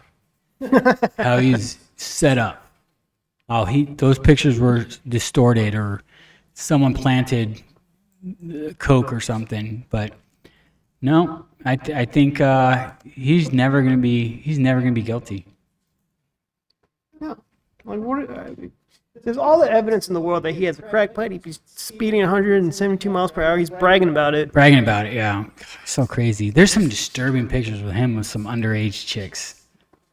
And I don't know if they're real or altered, but those are real. Come on. Like, they need to be going after this dude. but he gets away with it though. It's like in our face. This guy can get away with it, but the rest of America, you cannot. You get thrown into jail. But this guy is immune. Yeah. But everyone loves to preach. No one's above the law. All these politicians, no one's above the law. Well, the rules are for thee, not me. No, that's true. I mean, we're case in point. They keep changing the rules to benefit them. Hunter should be in jail. We already talked about that. He has too much stuff against him, but it is what it is. That's all I got for this week. Well, we're going to segue to finance. That's our last bit. Yep. Anything about finance? The lack of inventory that's keeping housing up. I mean, it went up 1% recently from last year or whatever. I forgot what stat. I was talking to a realtor today about it, and he was telling me like there's 12,000 homes on the market. A normal market has 20,000 homes. So that's why housing hasn't gone down. And everyone's scared to buy because the rates are so high. So we'll talk to him and ask him if there's a crash coming or whatever. Should we go through some data again? You can if you want. Go ahead. I'll let you take it. At 393,000 last year at this time, it was 388,000, and interest rates back last year were much lower. Now today, interest rates are higher, and now homes cost more. Home prices year over year are still not going down even with the interest rates going up. So what's the answer? Keep shooting the interest rates up higher. They'll go up higher. It's expected to go up higher too. Let's see here. So active listings still flat. Maybe it went down a little bit. Still 762,000 across the nation. Yep. For active listings. Last year they went up because people thought, oh no, interest rates are going up. We better sell now. Get cash out. Apparently it does not matter. Houses still cost a lot of money. Let's see. Let's go price drops. Is there a lot of price drops going on? No. Yeah, 5% of active listings have had a price drop year over year. It's probably a lot of the houses that people don't want. Yeah, honestly, it's crappers. If you go house shopping, you're seeing houses. You're gonna run into a few houses that are just straight crap. People taking advantage of some sell as is. Yeah, the sell as is people. It's just like, how much do you want for this? Seriously? Yep. Like, those are the people like, okay, it's been a while. Let's cut down the price a little bit. New listings. This is the season where it starts to curve down because school's starting again, right? It typically follows this trend. We're supposed to be going down, correct? Yeah, but it's still much lower than the past 2 years, year over year. Yep. And it's gonna be less, 100% less, because a lot of people don't want to sell. They have low interest rate housing. It wouldn't make sense for them to do. So the current medium sell price, the first one I showed was the new sell price. The current finally crossed over from last year at 384,000, and it's still like, what is that?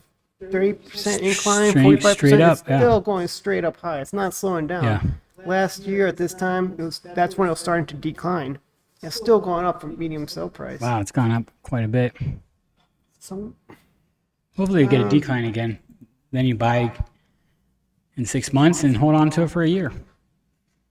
What's needed for home prices to go down? Everyone who has a house is like, oh, my house is worth so much more. Okay, go ahead, sell it. Where are you going to move next? Where are you going to move next? It's going to be just as expensive. So much more because of the rates. Oh, yeah, that, and you have a higher rate. Okay, you just sell it for, say if you don't have a mortgage, right? Let's go with that. Yeah. You don't have to worry about interest rates. House prices are still expensive. Can you really move up unless you want to take on another mortgage? If you do, if you really want to, you only do it because you are tired of the house you're in. It's too big or too small. That's the only reason why you move. Or you have to move out of state, but it's not an attractive marketplace right now to change homes. What do you do as a realtor? You're screwed. It's hard. It's hard out there. I have a lot of friends, realtors and lenders, that they're having a tough time. Tell me, if you're a realtor right now and a customer says, "Hey, I'm looking into a house," would you be real with them and be like, "Oh yeah, let's get you a house. You can do this, this, and that"? No, you're selling the house. You know they are. They're gonna say, "Oh yeah, it's a great time to buy." That's weird. It sounds like it's always a great time. Always a great time to buy. Wow, high interest rates, high prices. Yeah, it's a seller's market. It's a buyer's market. It doesn't matter. They're always going to try to sell. That's their livelihood. They're not going to be real with you. Like, no, they'll be real with you after they sell you the house. Be like, oh yeah, maybe you shouldn't have bought that house. Not too late. Well, that's the thing. Like, there's still people in sales. Yeah. So are you saying people in sales, they can't be real with you ever? No, they can be real as far as having an a different, something that's going to end up being a sale. Like, oh, you know what? You shouldn't buy this house. You should probably buy this other house, right? That's the only as real as they're going to get. They're not going to be like, you should keep renting. They're always going to tell you buy, buy, buy. That's how it is with both sides. For certain markets, like, you really don't want this market, right? You want this other market better. I don't know that many people that would say that. Oh, really? Because they want to make money. Them saying that to you, they're wasting their breath. They're wasting their time. You know, are you buying? You're not? Okay, see you later. I got a couple other leads I got to make sure. Well, what if someone says, hey, I'm looking at Maricopa County, Casa Grande, Santan Valley? They'll be real with you there, unless they have a listing in one of those cities that they want to sell. That's where it gets tricky, right? Like, especially husband-wife combos are tough. Because the husband has a house in Casa Grande, and the wife's like, you should buy in Casa Grande. I got a perfect house for you. Right? I see how that works. They both make money off of it. You know? So, no, I'd be very careful with that. Is there anything else on finance you want to mention, or do you just want to No, end it here? that's it. I mean, financing-wise, you know, the economy will fix itself, but that's all we have. So, you know, see everyone next week, and we'll go for another great episode. Thank you for watching. Like, subscribe, all that good stuff, and tell your friends.